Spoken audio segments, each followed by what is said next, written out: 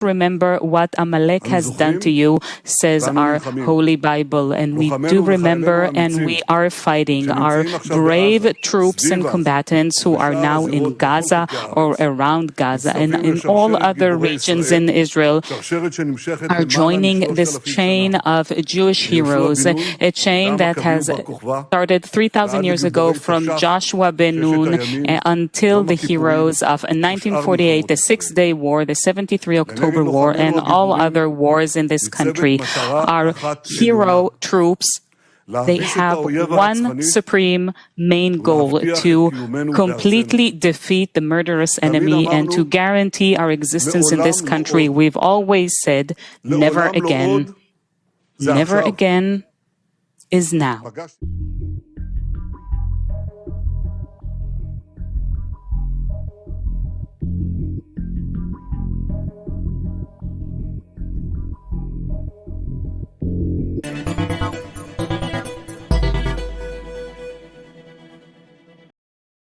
Pernyataan Perdana Menteri Benyamin Netanyahu. Bangsa Palestina disamakan dengan bangsa Amalek. Siapakah bangsa Amalek ini? Bangsa Amalek adalah suku bangsa keturunan Elifas, anak dari Esau. Sedangkan Esau adalah anak tertua Nabi Ishak, saudara kembar Nabi Yakub. Nabi Ishak adalah putra kedua dari Nabi Ibrahim, dari istrinya Sarah. Nabi Ishak menikah dengan Ribka, anak perempuan Betuel yang masih kerabat Nabi Ibrahim. Dari pernikahan mereka, Nabi Ishak mendapatkan 2 orang anak kembar, yaitu Nabi Esau dan Nabi Yakub. Esau juga dikenal dengan julukan Edom, yang berarti merah, sehingga kelak anak keturunannya disebut bangsa Edom. Maka Amalek termasuk anak cabang dari bangsa Edom. Sedangkan Nabi Yakub sendiri memiliki gelar Israel, sehingga 12 anak keturunannya disebut Bani Israel. Sedangkan Esau memiliki 3 anak, yaitu Elifas, Rehuel, dan Yeus. Anak sulung Esau bernama Elifas ini memiliki gundik bernama Timar, wanita dari suku Huri atau Hivi, yaitu saudara perempuan dari Lotan bin Seir. Dari gundiknya bernama Timar inilah, Elifas memiliki anak bernama Amalek, yang kelak keturunannya beranak pinak menjadi bangsa Amalek. Sedangkan bangsa Kanaan, setelah ditaklukkan bangsa dari Pulau Laut Egea, bangsa Filistin, kelak berasimilasi menjadi Filistin saja. Sementara areanya masih disebut wilayah Kanaan, tinggal di sepanjang tepi Laut Gaza sampai tepi Sungai Jordan. Lihat kisahnya dalam kitab Bilangan pasal 13 ayat 29. Sedangkan bangsa Amalek tinggal di bagian selatan tanah Kanaan, yaitu di Gurun Sinai atau Negev 12 km dari kota Bet-Shefa. Artinya Amalek dan Bani Israel, keduanya masih keturunan Nabi Ishak. Jadi bangsa Amalek dan Bani Israel sama-sama ras Semit, sama-sama keturunan Nabi Ibrahim, tapi kelak mereka bermusuhan. Berbeda dengan Bible, seorang penulis Arab bernama Muhammad bin Arabsyah mengatakan bahwa orang Amalek ini bukan ras Semit, melainkan keturunan Ham bin Nuh. Mereka berasal dari Afrika Utara dan datang ke Kanaan sebelum datangnya Nabi Ibrahim. Bangsa Amalek ini berbeda dengan ras Semit, mereka hidup nomaden dan di gua-gua. Alkisah, ketika Nabi Musa alaihissalam membawa Bani Israel dikejar Fir'aun menyeberangi Laut Merah, mereka mendarat di Gurun Sinai, di mana saat itu berdiam bangsa Amalek.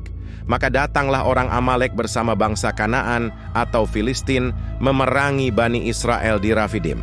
Hal ini terjadi pada tahun 1513 sebelum Masehi.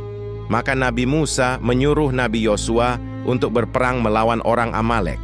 Nabi Yosua dalam referensi Muslim disebut Nabi Yusha bin Nun. Dia adalah cucu Efraim, cicit Nabi Yusuf alaihi salam. Alkisah, turunlah orang Amalek dan orang Kanaan atau Filistin yang mendiami pegunungan itu, menyerang Bani Israel. Kemudian orang-orang itu mencerai-beraikan mereka sampai ke Horma. Pada awalnya Bani Israel yang dipimpin Nabi Yosua ini kalah, lalu Nabi Musa ikut membantu dengan mukjizat tangannya. Setiap kali tangan Nabi Musa diangkat ke atas, maka menjadi kuatlah tentara Yosua. Hingga akhirnya Yosua dapat mengalahkan bangsa Amalek. Kemudian Tuhan berfirman kepada Musa, "Tuliskanlah semuanya ini dalam sebuah kitab, sebagai tanda peringatan, dan beritahukan ke telinga Yosua, bahwa aku akan menghapuskan sama sekali ingatan tentang Amalek dari kolong langit." Lihat kitab Keluaran pasal 17 ayat 13-14. Bangsa Amalek menyerang Bani Israel, hingga pada masa Nabi Samuel, seorang nabi Bani Israel dari suku Lewi. Tuhan memerintahkan untuk menumpas bangsa Amalek. Beginilah firman Tuhan semesta alam kepada Nabi Samuel, "Aku akan membalas apa yang dilakukan orang Amalek kepada orang Israel, karena orang Amalek telah menghalang-halangi mereka ketika orang Israel pergi dari Mesir. Jadi pergilah sekarang, kalahkanlah orang Amalek, tumpaslah segala yang ada padanya, dan janganlah ada belas kasihan kepadanya. Bunuhlah semuanya, laki-laki maupun perempuan, kanak-kanak maupun anak-anak yang menyusui, lembu maupun domba, unta maupun keledai." Kitab 1 Samuel pasal 15 ayat 2-3. Ayat inilah yang dipakai Netanyahu melakukan genosida bangsa Palestina. Maka Nabi Samuel memerintahkan Tolut atau Saul untuk menumpas bangsa Amalek. Setelah Saul sampai ke kota orang Amalek, disuruhnyalah orang-orang menghadang di lembah.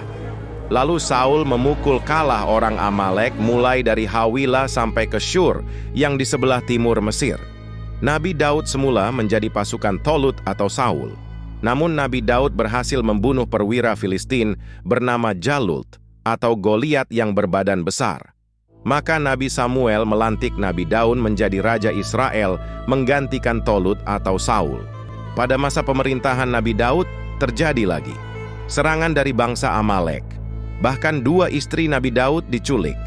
Maka sekali lagi Tuhan memerintahkan Nabi Daud untuk menumpas bangsa Amalek.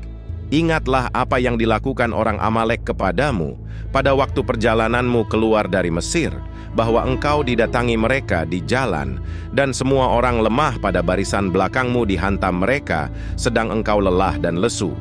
Mereka tidak takut akan Allah.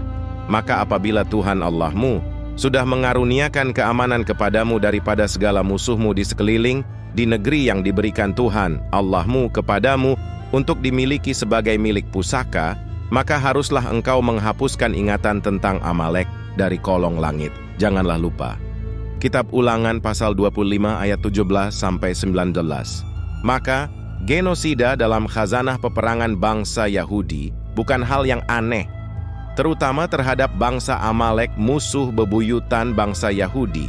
Kisah klasik pemusnahan bangsa-bangsa yang durhaka melawan perintah Tuhan tidak asing lagi, seperti tenggelamnya kaum Nabi Nuh, tenggelamnya pasukan Firaun, Sodom dan Gomorrah, kaum Tsamud dan kaum Ad, Pompei dan lainnya. Mereka dimusnahkan dengan bencana alam seperti gempa, kilat dari langit, air bah. Namun, cara lain pemusnahan bangsa-bangsa yang dianggap berbuat jahat kepada Tuhan, yaitu dengan cara dihancurkan oleh bangsa lain, juga bukan hal asing lagi.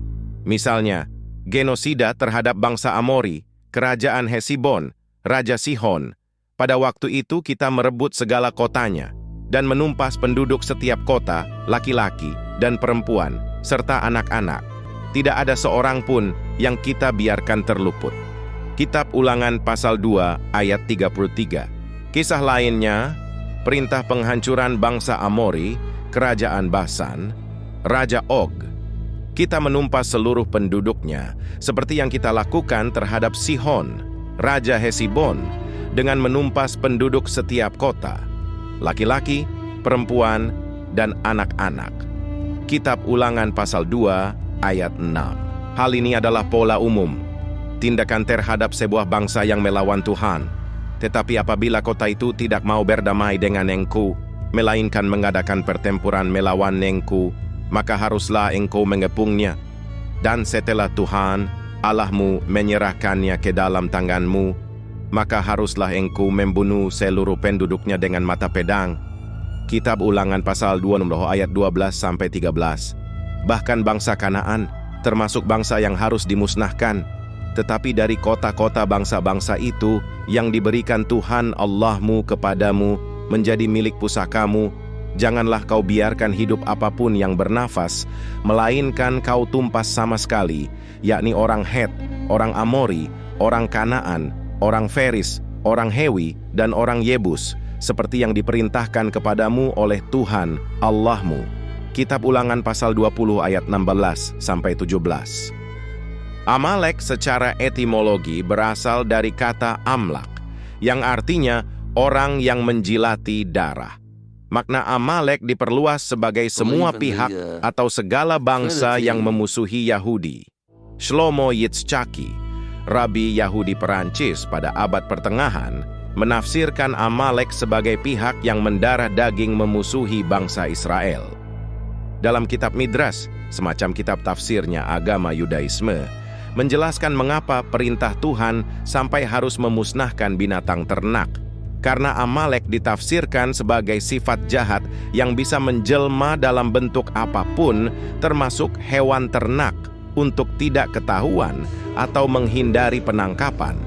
Oleh karena itu, ternak milik bangsa yang jahat harus dibunuh. Bi Yisroel ben Eliezer dikenal juga sebagai Baal Shem Tov, pendiri aliran Yudaisme Hasidis, menafsirkan istilah Amalek adalah perumpamaan, metafora, di mana Amalek dalam relevansinya hari ini diartikan sebagai segala sesuatu yang bersifat jahat dan mengacu pada orang tidak percaya Tuhan atau ateis.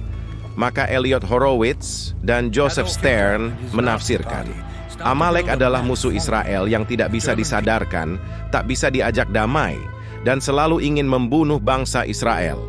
Inilah mengapa bangsa Palestina dianggap sebagai Amalek.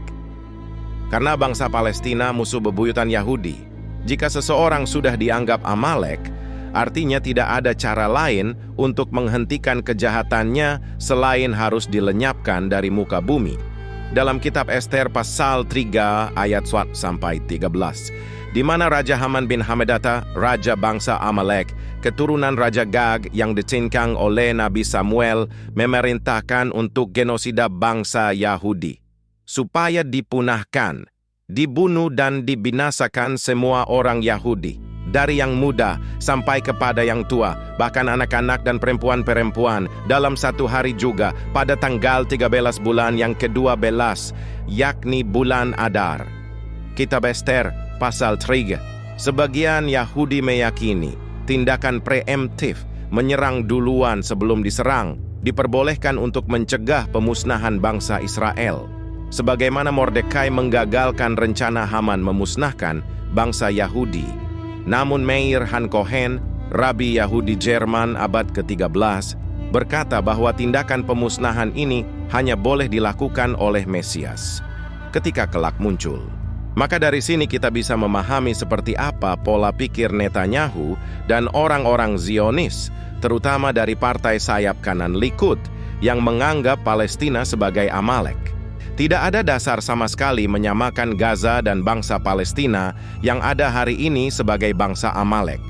Itu hanya akal bulus Zionis untuk melegitimasi dan mencari pembenaran atas upaya genosida bangsa Palestina. Saat ini sudah 24 negara mendesak Perserikatan Bangsa-Bangsa untuk membawa Netanyahu sebagai penjahat perang ke pengadilan internasional atas tuduhan genosida.